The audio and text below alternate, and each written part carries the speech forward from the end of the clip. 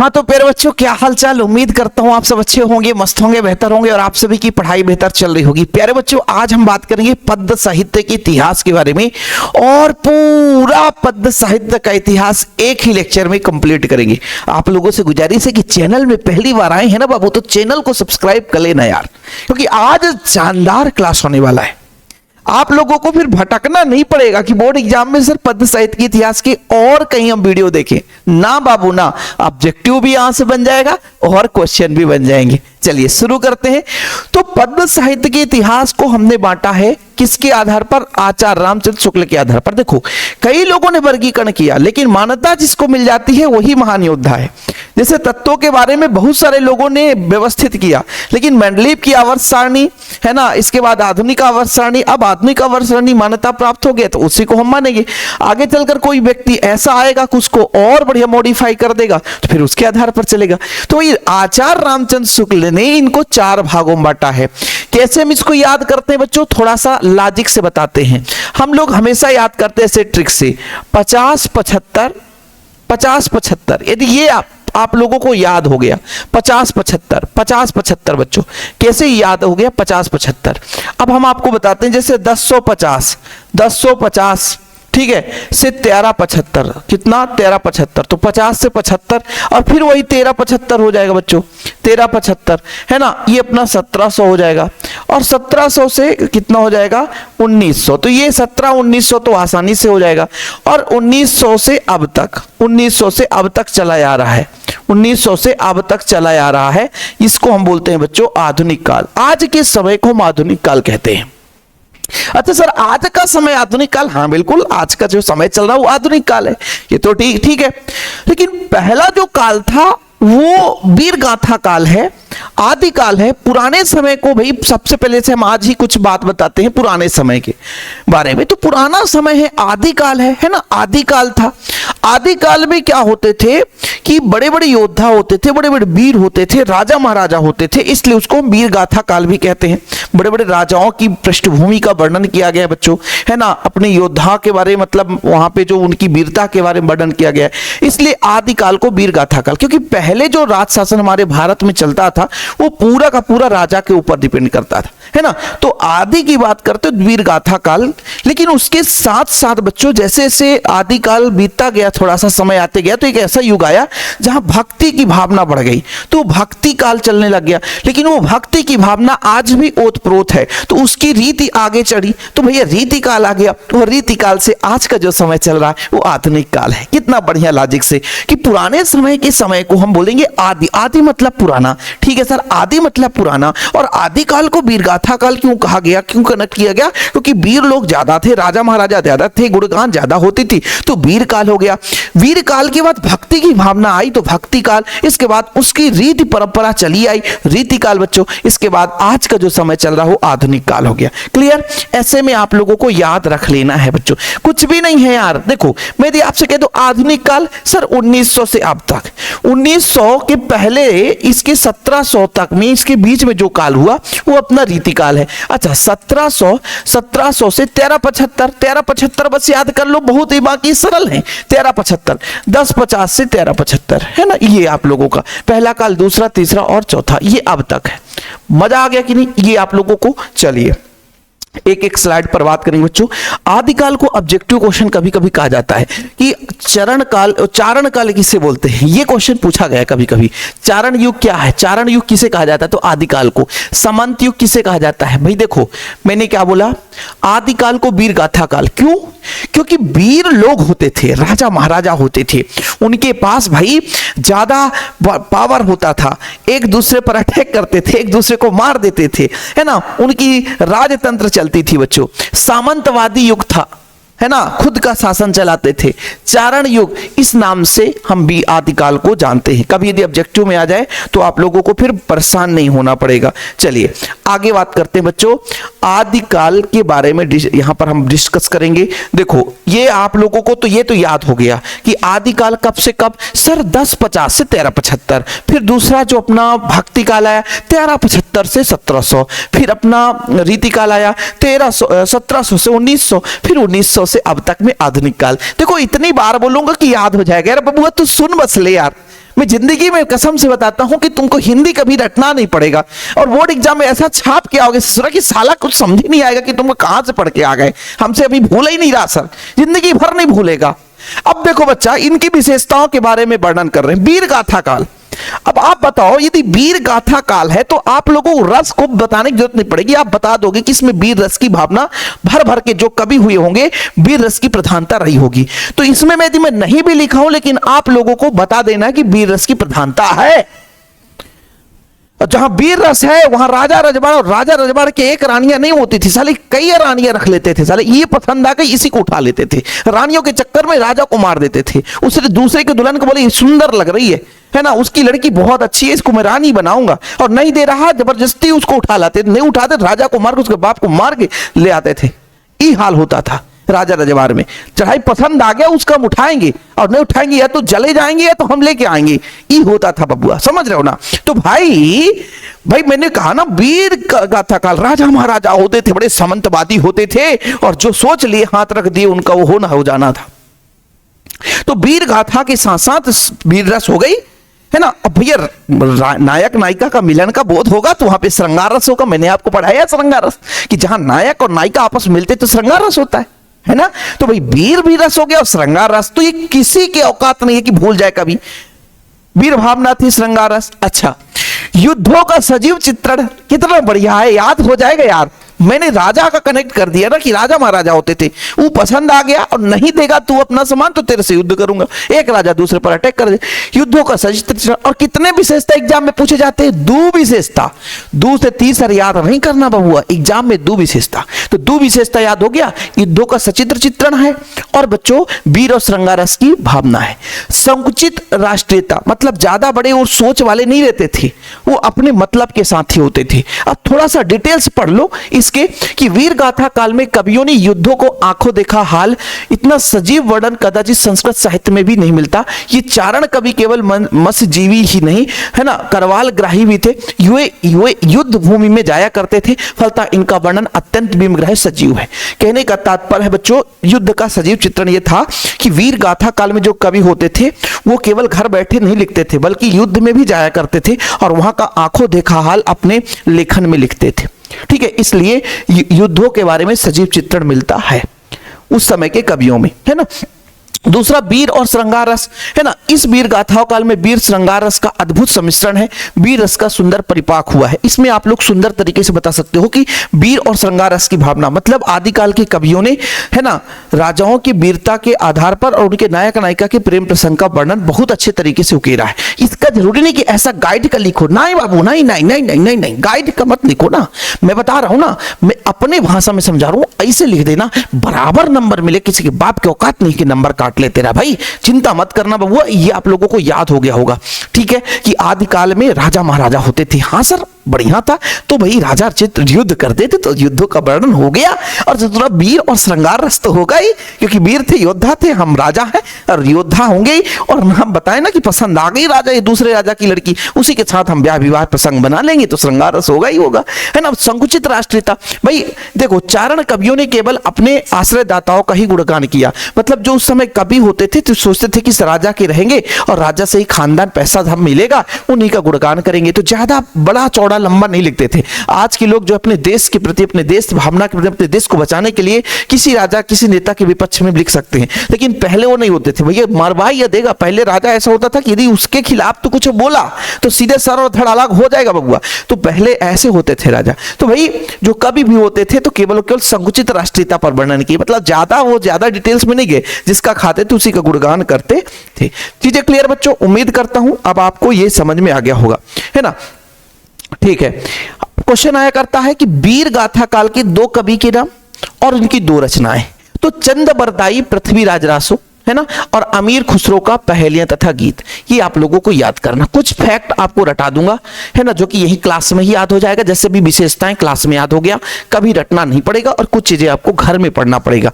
चंद बरदाई, पृथ्वीराज रासो, अमीर खुसरो की रचना पहेलियां तथा गीत है। ओके बच्चों, चलिए क्वेश्चन कैसे आता है, आदिकाल को वीर गाथा काल क्यों कहते हैं? क्योंकि बहुत सारे राजा महाराजा हुआ करते थे, और भाई राजा महाराजाओं की वीर गाथा का वर्णन किया गया है, कवियों ने पूरा का पूरा सजीव चित्रण किया है बच्चों, है ना। तो इस युग के कवि चारण व भाट थे, है ना, कैसे थे, चारण व भाट थे, वो राजाश्रित थे, मतलब राजा पर आश्रित थे। अपने आश्रयदाता राजाओं के दरबार में रहते तथा वीरता पूर्ण रचनाएं लिखकर सैनिकों का उत्साह वर्धन करते थे, है ना, युद्ध क्षेत्र में भी जाते थे। इस तरह वीर रस पूर्ण काव्य की परंपरा चल पड़ी। वीरता पूर्वक काव्य समान प्रवृत्ति के कारण इस युग को वीरगाथा काल नाम दिया गया। अर्थात इस काल में जो काव्य ग्रंथ प्राप्त होता है बच्चों, वो प्राय वीरों की गाथाओं से संबंधित है, इसलिए आदिकाल को वीरगाथा काल नाम दिया गया। मतलब वीरगाथा काल के जो कवि थे वो कहां पर आश्रित थे, केवल केवल राजा के ऊपर आश्रित थे। राजा जो देता लेता था उसी से उनका पेट पालन चलता था। और भैया राजाओं के वीर गाथाओं के बारे में इसी कारण से ज्यादा वर्णन किया है। साथ में बच्चों राजाओं के साथ साथ वो मतलब जहां युद्ध होता था वहां भी जाते थे और युद्ध के बारे में लिखते थे, सैनिकों का उत्साह वर्धन करते थे। यानी कुल मिलाकर के इस काल के कवियों ने राजाओं के वीरता के बारे में, सैनिकों की वीरता के बारे में भर भर के वर्णन किया बच्चों। इस कारण से इस काल को हम वीरगाथा काल कहते हैं। अगला बच्चों हमारा भक्ति काल आ जाता है। हमने कहा ना कि 1050 से 1375, 1050 से 1375, 1050 से 1375, 1050 से 1375, इसके बाद 1375 से बच्चों अपना 1375 से 1700, सही है, 1375 से अपना भक्ति काल आ गया बच्चों। क्या आ गया, भक्ति। अब भक्ति भावना होगा। भक्ति मतलब राम जी की भक्ति, कृष्ण जी की भक्ति, बिना मूर्ति का भी भक्ति होगा, मूर्ति बात पर भी भक्ति होगा। तो दो प्रकार से भक्ति होगा, है ना। भक्ति काल आप लोग याद हो गया, जिसे हम पूर्व मध्य काल के नाम से जानते हैं। भक्ति काल को दो होगा, जिसको हम सगुण आकार मानकर चलेंगे और एक निर्गुण निराकार मानकर चलेंगे। यानी किसी आकार नहीं, फिर भी हम भगवान की उपासना करते हैं। हम आकार मूर्तिवाद पर विरोध करेंगे, लेकिन जो सगुण आकार ब्रह्मा की उपासना करेंगे वो आपका सगुण भक्ति धारा होगा। और जिसमें बच्चों निर्गुण होगा, जो कि ज्ञान मार्गी होगा, प्रेम मार्गी होगा। हम प्रेम करते हैं, ज्ञान के आधार पर भगवान पर लीन है, लेकिन हम किसी भी मूर्ति का हम मान नहीं करते। तो सब प्रकार के कवि आज भी देखो, कुछ ऐसे लोग हैं जो किसी भी धर्म में रहकर भी लेकिन मूर्ति बात पर भरोसा नहीं करते, है ना। कहते हैं कि भगवान सबकी आत्मा में है, लेकिन किसी पत्थर पे नहीं है। कुछ लोग बोलते हैं, आप लोग देखोगे।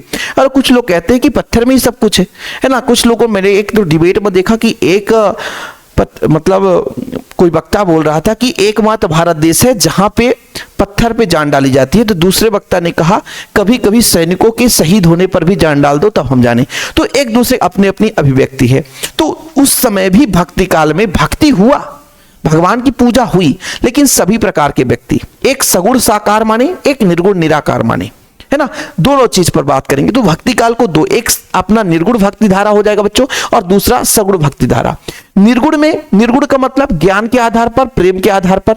लेकिन बच्चों सगुण में यानी मतलब एक साकार मान करके, आकार मान करके जिसकी उपासना की गई, राम भक्ति शाखा कृष्ण, जो राम के बारे में ज्यादा वर्णन किए, जो राम से संबंधित कई प्रकार के ग्रंथों की रचना हुई, तो राम भक्ति शाखा कहलाई बच्चों, कृष्ण भक्ति शाखा। ये क्वेश्चन कभी इससे पूछा नहीं जाता, लेकिन आपको जानना जरूरी है। क्वेश्चन कैसे पूछे जाएंगे हम डिटेल में बात करेंगे बच्चों। पहले आप लोग लो भक्ति काल की प्रमुख विशेषता।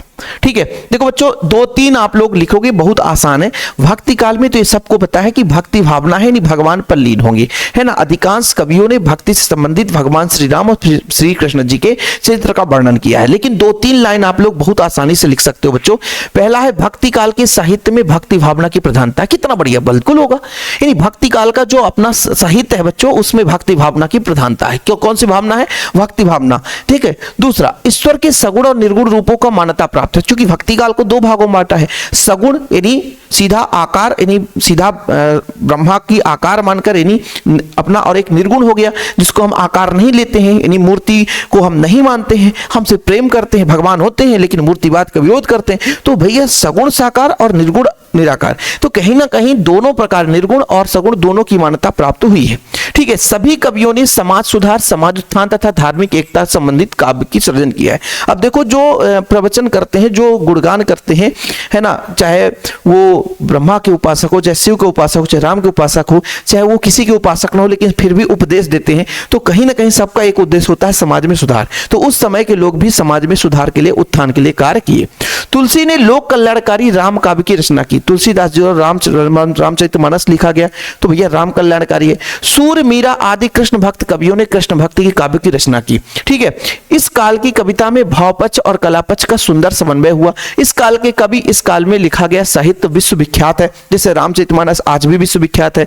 वाल्मीकि, राम भक्ति शाखा की प्रमुख ऋषि तुलसीदास है तथा कृष्ण भक्ति शाखा के प्रमुख कवि सूरदास है। ये भक्ति काल की प्रमुख विशेषता। यहां से 2 नंबर क्वेश्चन आता है, सर कितने विशेषताएं? अरे भैया 2-4 विशेषताएं याद हो जाएगा। भक्ति काल की विशेषता में भक्तिभाव की प्रधानता है, ये तो कोई भी बता सकता है कि सर भक्ति भाव की प्रधानता है। ठीक है, सगुण और निर्गुण दोनों की मान्यता प्राप्त हुई है, ये भी सही है ना। अधिकांश कवियों ने समाज उत्थान के बारे में कार्य किया, ये भी सही है ना। श्री राम भक्ति शाखा के अंतर्गत आने वाले व्यक्ति जो महान व्यक्ति वो तुलसीदास है ना, और कृष्ण भक्ति शाखा के अंदर मीराबाई और सूरदास है ना। इस समय के जो कवियों ने अपने काव्य संग्रह में भावपक्ष कलापक्ष को बहुत अच्छे तरीके से उकेरा है। तो भक्ति भावना की विशेषताएं, भक्ति काल की विशेषताएं आपसे आसानी से बन जाएगा। इसमें किसी प्रकार से कोई रटने की जरूरत नहीं है कि भैया भक्ति काल में भक्ति भाव की प्रधानता है, भावपक्ष कलापक्ष विशेष रूप से है। कवियों ने इतना अच्छे तरीके से समाज उत्थान के बारे में वर्णन किया है कि वो आज भी देखने को मिलता है। श्री राम भक्ति शाखा के प्रमुख कवि तुलसीदास और श्री कृष्ण भक्ति शाखा के भैया हमारे सूरदास और मीराबाई हैं। तो बाबूजी इसका तो कोई दिक्कत ही नहीं है, इतना तो बन ही जाएगा बच्चा, है ना। चलिए बात करते हैं निर्गुण भक्ति धारा की प्रमुख विशेषताएं। निर्गुण में क्या होगा? निर्गुण निराकार। देखो बच्चों, निर्गुण का मतलब निर्गुण ईश्वर में विश्वास। सभी संत कवियों ने नाम रूप रहित निर्गुण ब्रह्मा की उपासना की, है ना। बिना राम रहित, राम रहित, राम नाम रहित, राम रूप रहित, मतलब राम नाम ना रूप, किसी कुछ भी नहीं, लेकिन फिर भी निर्गुण निराकार भगवान की उपासना किया, है ना।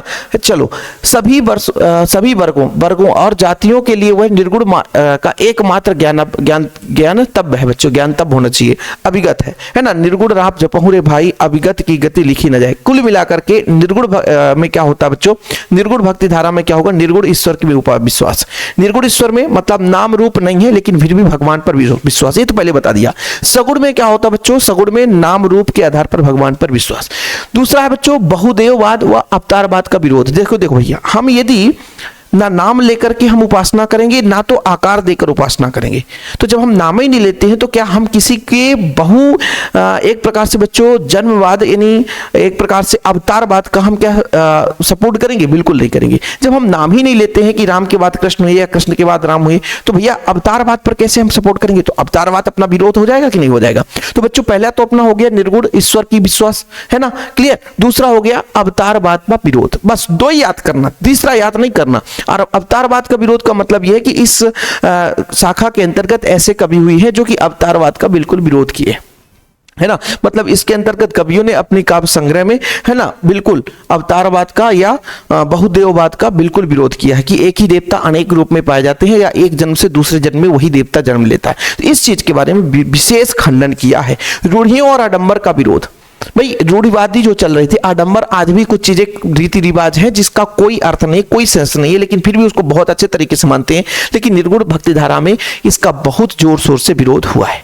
तो क्लियर है बच्चों, बन जाएगा। पहला है अपना निर्गुण भक्ति धारा के अंदर निर्गुण ईश्वर पर विश्वास, है ना, यानी नाम रूप पे कोई भरोसा नहीं। दूसरा अवतारवाद का विरोध किया। भैया अवतार में हमें कोई भरोसा नहीं, अवतार होता है नहीं होता इससे मतलब नहीं है, हमें सिर्फ निर्गुण ब्रह्मा की उपासना किया, है ना। रूढ़ियों और आडंबर, जो समाज में प्रचलित रूढ़ियों और आडंबर थे, उनका विरोध किया गया। लेकिन जैसे बच्चों अपन यहां पर बात करते हैं निर्गुण भक्ति धारा के भेद है बच्चों, ज्ञानाश्रय शाखा, प्रेमाश्रय शाखा। ज्यादा इसमें डिटेल में नहीं चलना है ना। ज्ञानाश्रय जो ज्ञान के आधार पर, जैसे कबीर हो गए, है ना, नानक दास हो गए। हाँ, ये क्वेश्चन आता है, कबीर की रचना बीजक, ये ऑब्जेक्टिव में क्वेश्चन पूछा जाता है। निर्गुण भक्ति ज्ञानाश्रय, ज्ञान के आधार पर, और प्रेमाश्रय यानी प्रेम के आधार पर मलिक मोहम्मद जायसी, इसकी पद्मावत रचना है। कई बार क्वेश्चन पूछा गया, पद्मावत किसकी रचना है? मलिक मोहम्मद जायसी। मलिक मोहम्मद, पद्मावत किसकी रचना? मलिक मोहम्मद जायसी। क्वेश्चन पूछता बच्चों, है ना। बीजक किसकी रचना है? कबीरदास की। तो कबीरदास ज्ञानाश्रय ज्ञान के आधार पर रचना किए, और प्रेम के आधार पर रचना करने वाले हैं जो मलिक मोहम्मद जायसी। ओके, फैक्ट की बात बताता हूं, ज्यादा कुछ पढ़ना भी नहीं है, वो चीज पढ़ना जो एग्जाम में है, बाकी छोड़ देना है। सगुण भक्ति धारा, सगुण भक्ति धारा, इस भक्ति धारा के अंतर्गत कवि ने सगुण ईश्वर की उपासना की, यानी नाम रूप धारी, यानी नाम भी है रूप भी है, ऐसे भगवान की उपासना की गई है जहां नाम भी है और रूप भी है। श्री कृष्ण जी का जन्म हुआ, श्री कृष्ण जी का अवतार हुआ और उनके अवतार होने के पास उनका नाम हुआ और उनका आकार भी है।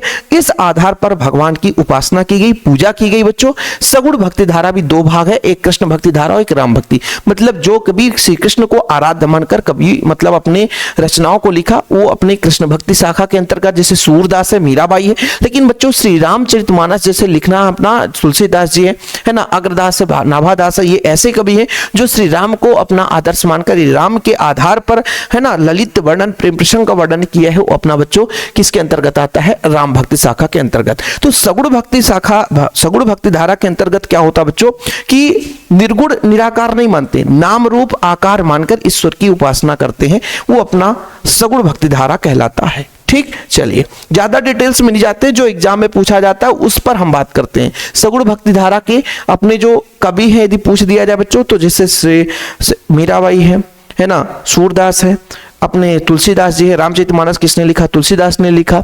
सूरदास का सूर सागर, सूर सारावली, गीतावली, दोहावली, कवितावली, आप लोगों को पता, साहित्य लहरी, ये आप लोगों ने पढ़ा होगा। चलिए सगुण भक्ति धारा की विशेषताएं। अब निर्गुण भक्ति धारा की विशेषता आपने पढ़ लिया तो सगुण उसका उल्टा हो जाएगा। निर्गुण में हमने पढ़ा कि निर्गुण आकार की उपासना, मतलब निर्गुण यानी नाम रूप के विपरीत, मतलब वहां पे बच्चों यानी नाम रूप के विपरीत उपासना की गई, यानी सगुण मतलब निर्गुण ब्रह्मा की उपासना की गई। लेकिन यहां पर बच्चों सगुण यानी सगुण ब्रह्मा की उपासना होगी, यानी नाम रूप युक्त ईश्वर की उपासना का वर्णन मिलता है। अवतारवाद का विश्वास, जिससे अपना निर्गुण में अवतारवाद का विरोध किया गया, यानी अवतारवाद यानी भगवान एक रूप से दूसरे रूप में जन्म नहीं लेते हैं। लेकिन यहाँ पर बच्चों बोले वो श्री कृष्ण थे, फिर श्री राम का जन्म हो गया है ना। ये त्रेता में राम हुए, द्वापर में श्याम, मतलब पहले राम हुए फिर द्वापर में श्याम हो गए। तो अवतारवाद को बढ़ावा दिया गया।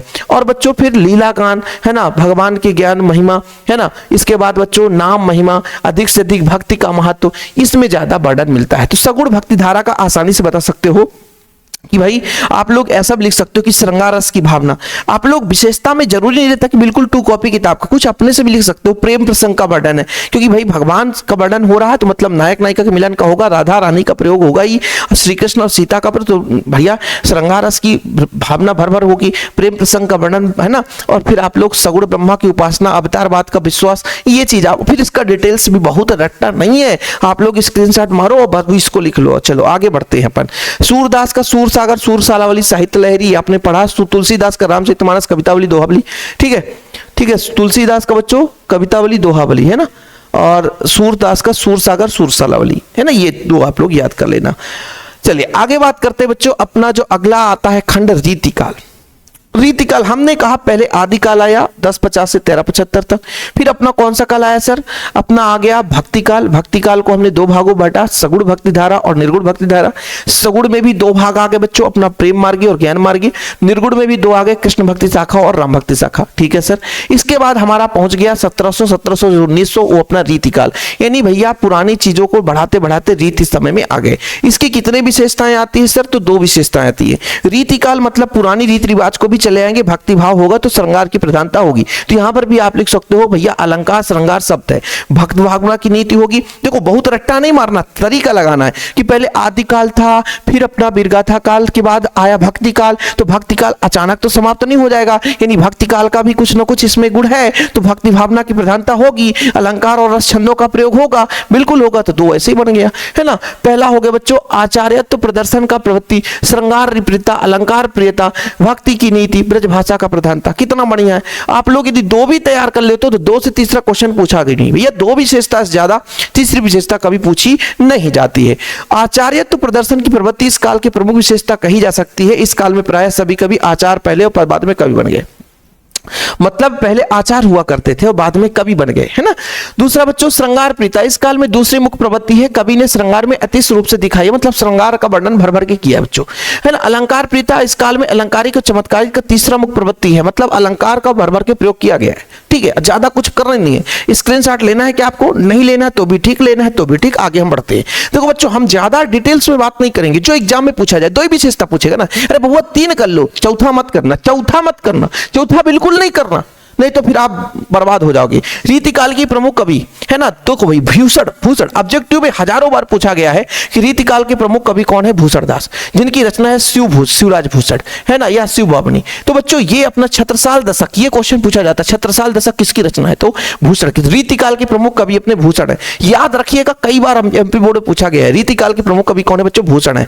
ये रामचंद्रिका किसकी रचना है, अपना केशवदास और बिहारी सतसई बिहारीलाल, बिहारी सतसई बिहारीलाल, बिहारी सतसई बिहारीलाल, बिहारी सतसई बिहारीलाल, ये तो आसानी बन जाएगा। तो कभी कभी क्वेश्चन ऐसे आता है रीतिकाल की 2 विशेषताएं और 2 कवियों के नाम एक रचना, तो बाबूजी बन जाएगा कि नहीं बन जाएगा। हाँ सर, आगे बढ़ते हैं, बहुत लंबा क्लास हो चुका है। आधुनिक काल, अब बच्चों अपना 1900 से वाली बात आ गई। अब आधुनिक काल में इसको हम 6 खंडों में देखते हैं, ठीक है। भारती, द्विवेदी, छाया, प्रगति, प्रयोग के साथ नई कविता लिख दी है। भारतेंदु, भारती से भारतेंदु, भारती, द्विवेदी से द्विवेदी युग, द्विवेदी और छाया, भारती द्विवेदी छाया, भारती द्विवेदी छाया, इसका नाम है किसी, मान लो। प्रगति और प्रयोग के साथ नई कविता लिख दी। ऐसे यदि आप लोग ट्रिक याद करोगे तो जीवन में कभी नहीं भूलेगा।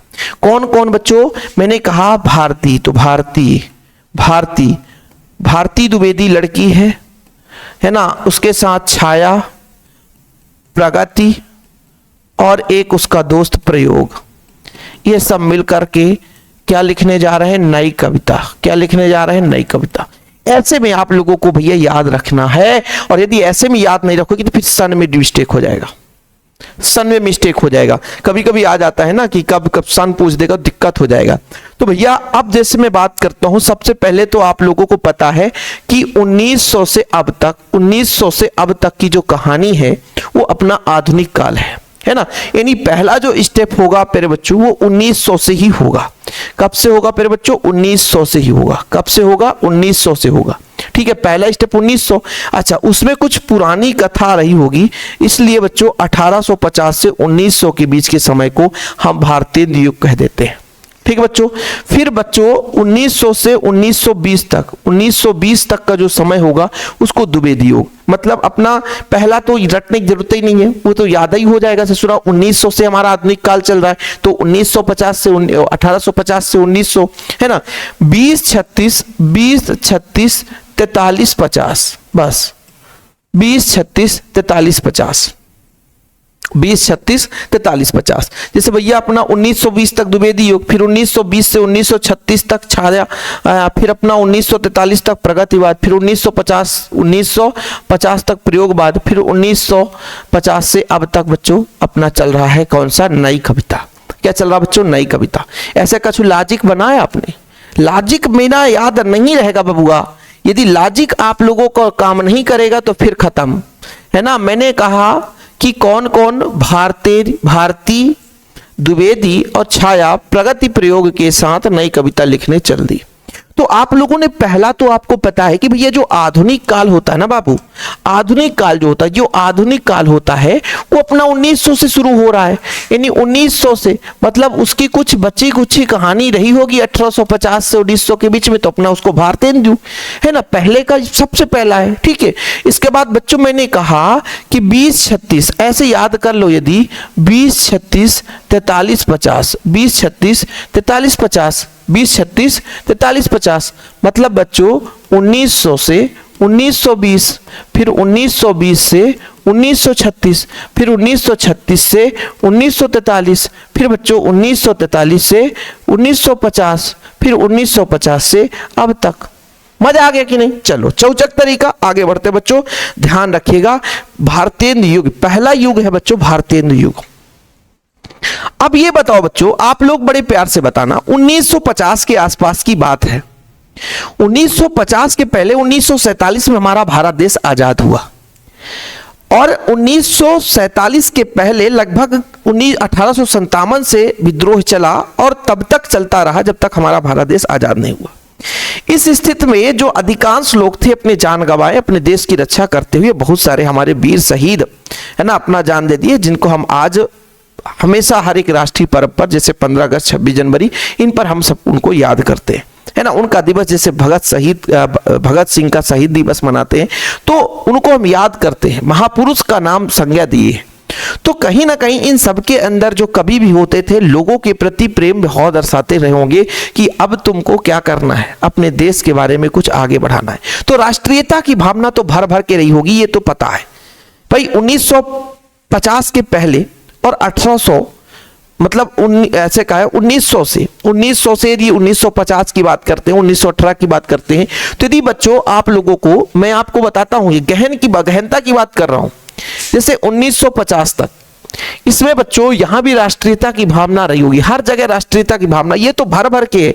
यदि कुछ भी ना बने तो एक विशेषता आप लोग राष्ट्रीयता की भावना लिख देना बाबू, इसके लाइन के अंदर लिखना कि इस काल के कवियों ने अपने राष्ट्र के प्रति, अपने देश के प्रति समर्पित होकर के राष्ट्रवाद के लिए लेखन कार्य आगे किया, ये लेखन कार्य में विशेष महत्व दिया है ना। राष्ट्र भावना, राष्ट्र के प्रति प्रेम इनके है ना लेखन कार्य में, कविताओं में या काव्य में अत्यंत मनोरम दृश्य देखने को मिलता है। ये आप लोग लिख सकते हो, कोई औकात नहीं किसी का नंबर काटने का। मैं आपको बताता हूं क्यों, जानते हो क्यों? अरे भैया लॉजिक लगाओ, क्योंकि भैया 1950 से पहले और ये 1850, ये 1950 तक पूरा का पूरा राष्ट्र के प्रति प्रेम से भरा रहा होगा बच्चों। कहीं ना कहीं राष्ट्र 1857 से शुरू हुआ कहानी है ना, 1947 तक भारत आजाद हो, तब तक तो भैया कवि का काम ही है कि हमें ऐसा देना है कि समाज में जो कमियां वो दूर हो सके, है ना। कवि जो लेख लिखता है, लेखक जो लेख लिखता है, जो कविता लिखता है कवि, वो क्या कहता है कि भाई हम समाज के उत्थान के बारे में बात करेंगे, भगवान की उपासना के बारे में बात करेंगे, है ना, साथ साथ में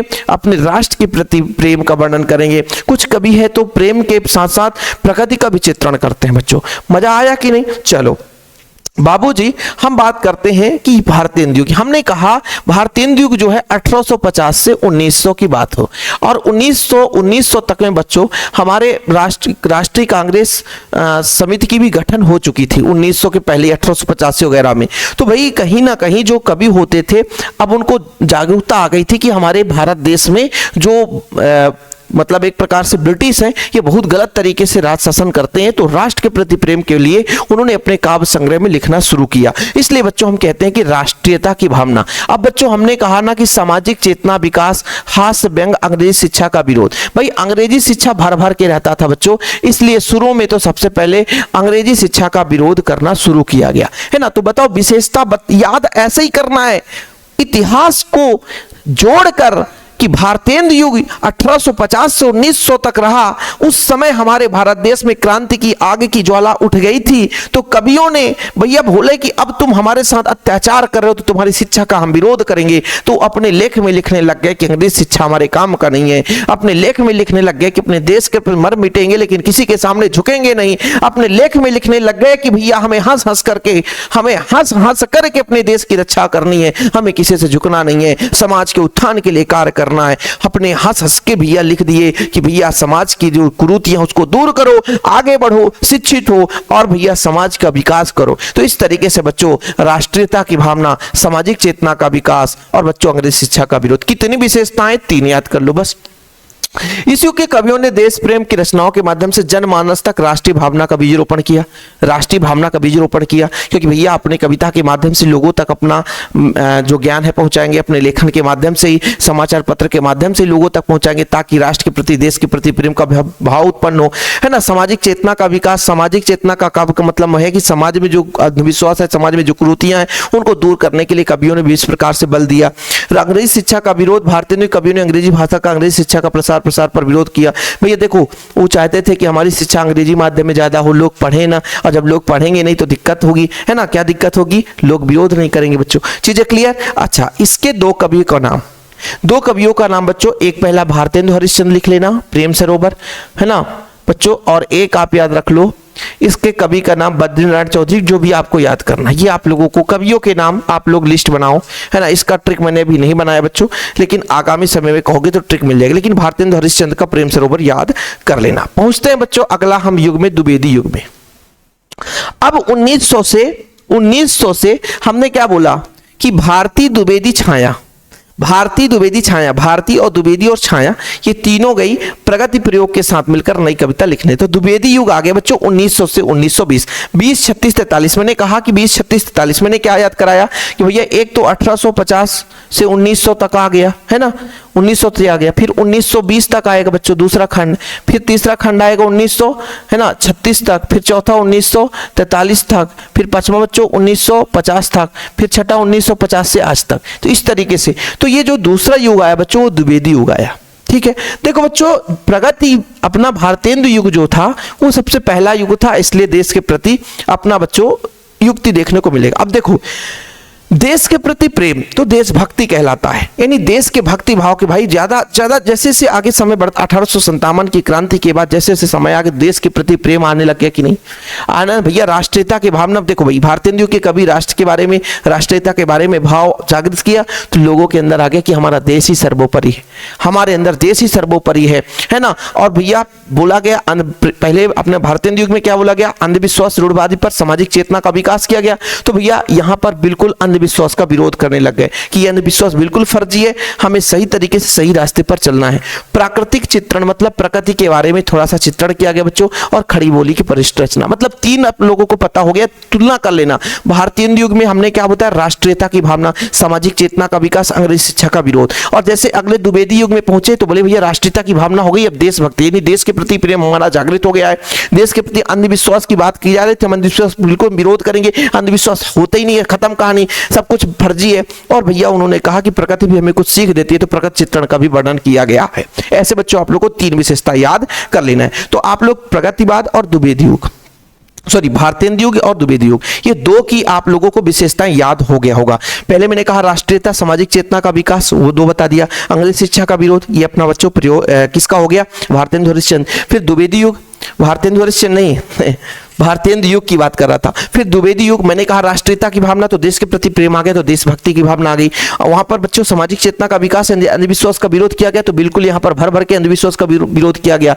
बच्चों खड़ी बोली के साथ साथ प्रकृति चित्रण, प्रकृति के बारे में वर्णन कर दिया गया। ठीक है, आप लोग इसका स्क्रीनशॉट ले सकते हो, इसको आप अपनी भाषा में लिख सकते हो, कोई दिक्कत नहीं। जैसे देशभक्ति लिखा है ना कि द्विवेदी युग के कवियों ने देश भर में देश व्यापक ऐसे ही कविताओं की रचना की, लोगों के मन में देश के प्रति प्रेम, देश के प्रति स्नेह, देश के प्रति सजगता के लिए विशेष स्थान दिया है, लोगों के प्रति देश के प्रति है ना, लोगों में जो है देश के प्रति भाव उत्पन्न के लिए महत्वपूर्ण योगदान अदा किया है। अंधविश्वास तथा रूढ़वाद में इस समय समाज में बहुत ज्यादा अंधविश्वास था, लेकिन कवियों के माध्यम से अंधविश्वास के लिए बहुत बढ़ चढ़ करके विरोध किया गया बच्चों। ठीक है, चलिए आगे आपको लिखना बच्चों इनकी दो कवि और इनके रचना। दो कवि में अपना मैथिली शरण गुप्त है ना, पंचवटी साकेत, कई बार क्वेश्चन पूछा बच्चों, यशोधरा आपका सिलेबस ही है, मैथिली शरण गुप्त है ना, और माखनलाल चतुर, हिम किरीटनी, हिम तरंगड़ी। क्वेश्चन आता है द्विवेदी युग की दो कवि के नाम और उनकी रचना, तो ये आप लोगों का होमवर्क है। अगले काल पर पहुंच चलते हैं छायावाद। ये क्वेश्चन बहुत ही भर भर के आता, क्वेश्चन बहुत ही महत्वपूर्ण है बच्चों। ठीक है, आचार्य रामचंद्र शुक्ल का कहना है कि बंगला में प्रतीकात्मक अध्यात्मवादी रचनाओं को छायावाद कहा गया था, उसी के अनुकरण पर हिंदी में प्रचलित ऐसी रचना को छायावाद कहा जाने लगा। आचार्य इस दुलारे वाजपेयी के अनुसार मानव अथवा प्रकृति की सूक्ष्म किंतु व्यापक व्यक्त सौंदर्य के आध्यात्मिक छायावाद है। क्या है बच्चों, छायावाद है। क्या बोला है, मानव तथा प्रकृति के सूक्ष्म किंतु व्यक्त सौंदर्य के आध्यात्मिक छाया, यानी मानव और प्रकृति के आधार पर सूक्ष्म रूप से उसके सौंदर्य का अध्ययन करना ही छायावाद है ना। मतलब कुल मिलाकर के मानव की जो प्रकृति है, मानव का गुण है, या प्राकृतिक चीजों में उसको सूक्ष्म रूप से उसके सार का अध्ययन करना बच्चों छायावाद है। ये क्वेश्चन पूछा गया था लगभग 2024 में आया था, छायावाद किसे कहते हैं। इसको आप लोगों को समझना नहीं है, इसको आप लोगों को लिखना है, उसको याद करना पड़ेगा बच्चों। यहां पर आप लोगों को छायावाद की विशेषताएं के बारे में बात करेंगे। ठीक है, देखो बच्चों आप लोगों को दो तो आप लोगों को याद ही हो गया यार, भारतेंदु युग और द्विवेदी युग। भारतेंदु युग में बताया राष्ट्रीयता की भावना है ना, सामाजिक चेतना का विकास, और फिर मैंने आपको बताया स्कूल शिक्षा का मतलब अंग्रेजी शिक्षा का विरोध। फिर दूसरे नंबर में आया कि देश प्रेम हो गया, आडंबरवादी है ना, जो अपना अंधविश्वास था उसका विरोध किया गया बच्चों। प्रकृति चित्रण का वर्णन किया गया। छायावाद में भी आ गए हम प्रकृति चित्रण। प्रगत चित्रण आसानी से हो गया बच्चों। स्थूल के प्रति सूक्ष्म का विद्रोह, व्यक्तिवाद की प्रधानता। अब लोग धीरे धीरे धीरे धीरे धीरे बोले भैया व्यक्तिवाद यानी अपनापन का वर्णन करने लग गए, है ना। प्रगत चित्रण बच्चों प्रेम एवं सौंदर्य का चित्रण। ये 4 विशेषताएं, इसे आप स्क्रीनशॉट कर लो। छायावाद का विशेषता बहुत पूछा जाता है। स्थूल के प्रति सूक्ष्म विद्रोह बच्चों यानी थोड़ा कह करके बहुत बड़ा अर्थ समझा देना, स्थूल के प्रति सूक्ष्म विद्रोह कहलाता है। व्यक्तिवाद की प्रधानता मतलब छायावाद की कविता मूलतः व्यक्तिवाद की कविता है, जिसमें कवि ने अपने ही नियमों अनुभव का सुख दुख को अभिव्यंजना की है, वर्णन की है। मतलब अपने ही जीवन के आधार पर जो सुख दुख का अनुभव हुआ, दुख वर्णन किया बच्चों छायावाद के अंदर। प्रकृति चित्रण यानी प्रकृति से क्या प्रेम मिलता है, प्रकृति से हमें क्या सीख मिलता है, प्रकृति का है ना बच्चों अपने जीवन में किस तरीके से हम उसका है ना तुलनात्मक रूप से अध्ययन कर सकते हैं, इन सब का चित्रण इस काल के कवियों के द्वारा किया गया है।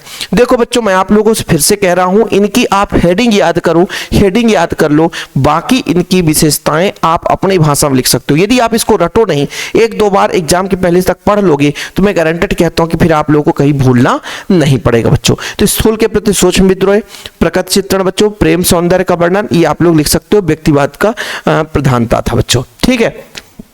हाँ बाबू, इनके आधार पर इनकी रचनाएं, इनके आधार पर इनकी रचनाएं, इनके आधार पर इनकी रचनाएं। और रचना यहां से आप लोगों से क्वेश्चन पूछा जाता है कि जयशंकर प्रसाद, कामायनी लहर आंसू झरना, है ना, सुमित्रानंद बीड़ा पल्लव गुंजन, सूर्यकांत त्रिफणिल परिमल गीतिका नामिका, महादेव बर्मन रश्मि निहार नीरजा।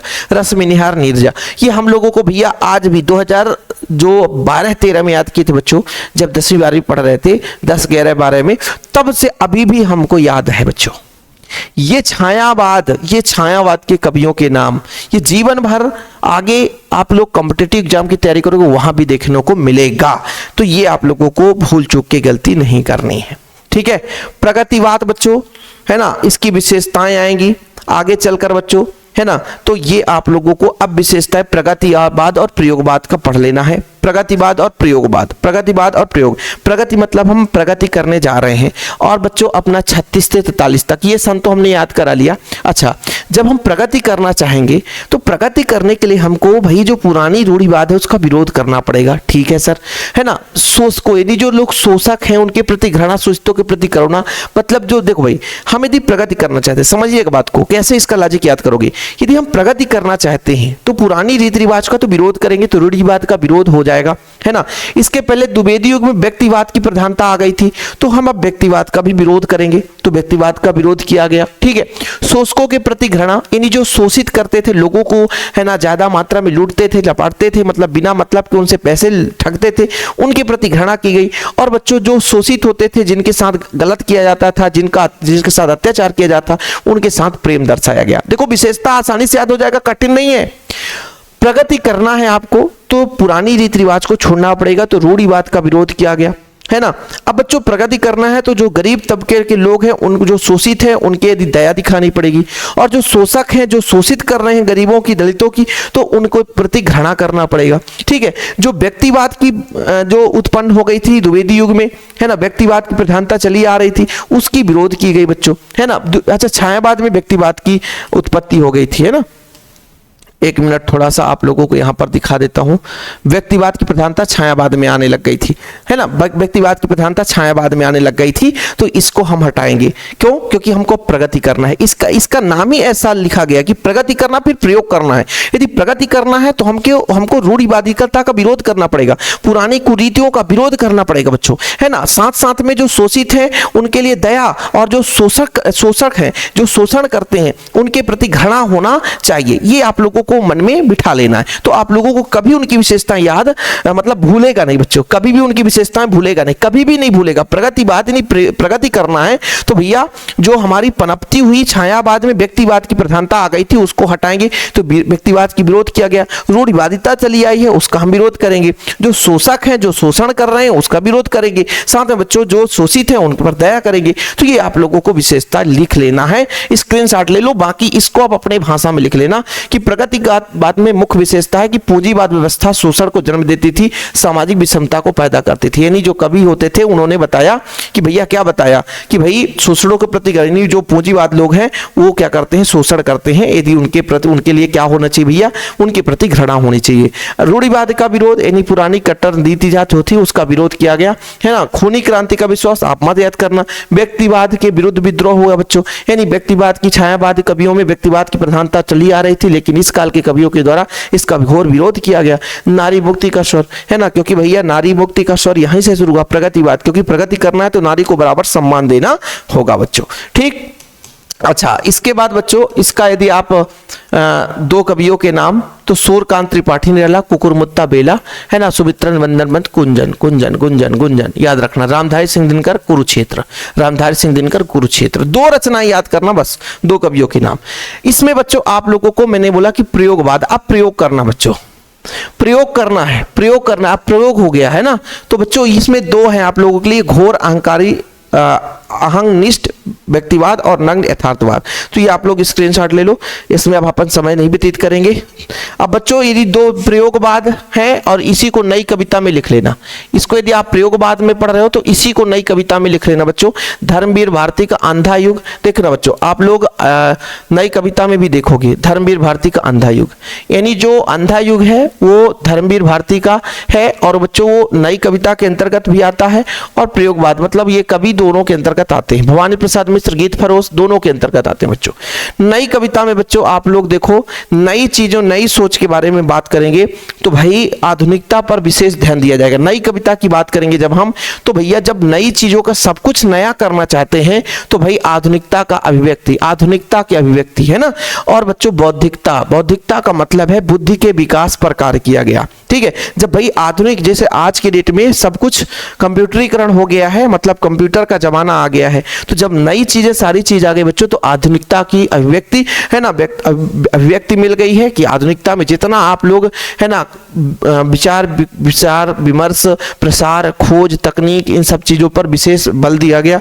बौद्धिकता पर दिया गया कि भैया हमारा विचार ऐसा होना चाहिए कि लोगों के मानसिक तनाव ना हो, बल्कि मानसिक जो है वो बुद्धि का विकास हो, ठीक है। तो ये आप लोगों को ऐसे में याद रखना कि नई कविता में नई सोच के लिए हम बात करेंगे तो आधुनिकता की अभिव्यक्ति और बौद्धिकता आ जाएगी।